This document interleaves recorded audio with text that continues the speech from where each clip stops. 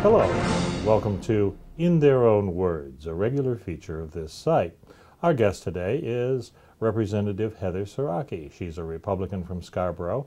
And Heather, why don't you tell us a little bit about how you got into politics and a little bit about your background as well.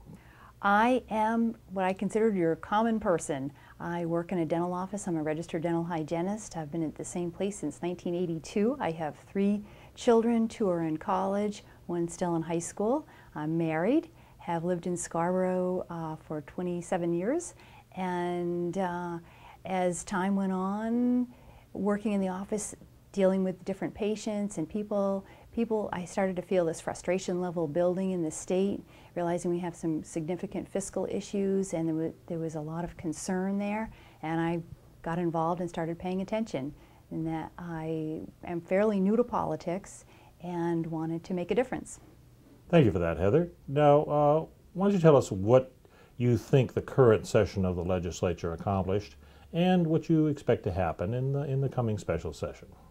This past session has been very interesting and challenging, and as a freshman jumping in, we had a lot to learn. The learning curve was very steep, and we had to learn about all sorts of things in the Health and Human Services Committee where I serve, and we have significant shortfalls that we started to deal with past session.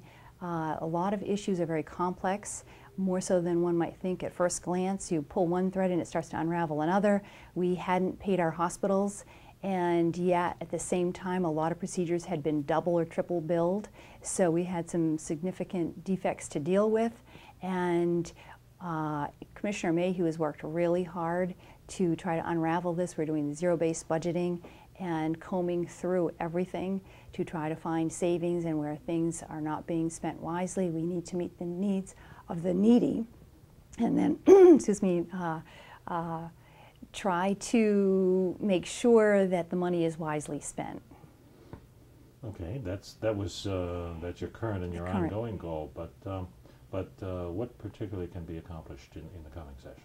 In the coming session, we are hoping, we're dealing with basically emergency bills and budgetary bills, and we also need to deal with a supplemental budget because we have a $121 million shortfall. We're hemorrhaging about $6 million a month right now, and so we are hoping to present a supplemental budget that will fill those needs, and within the department we'll be dealing with bills, some holdover bills from last session, that will be dealing with everything from sort of certificate of need type things to wild mushrooms.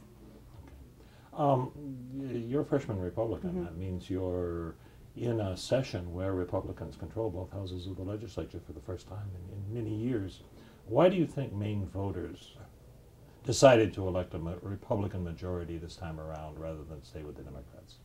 Well, in the office where I work, I do talk with a lot of people, and I think there was a lot of frustration that's been building over the years with basically 40 years with one party in control.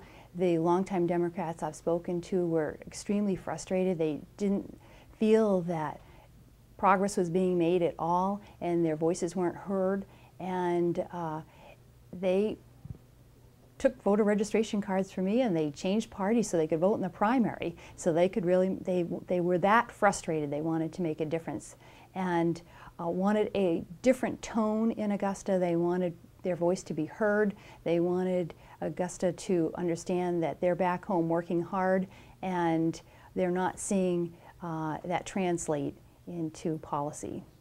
What do Republicans have to do to earn the right to be reelected to a majority in the next election? We definitely need to show we've made some headway, and I think we have. We've made progress with regulatory reform. With Treasurer Bruce Poliquin, we've been able to tackle some of the pension reform issues.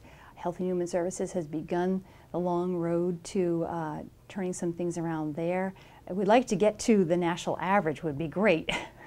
And that's a little more difficult than it may seem. We have a very generous way of dealing with a lot of issues in the state of Maine, and We have some education reform issues that we've tackled now. We have charter schools that look like they'll be going forward, and we have had the largest tax cut in Maine's history. So there are a number of issues that we've done well with in the first 6 months, really, that we were in session.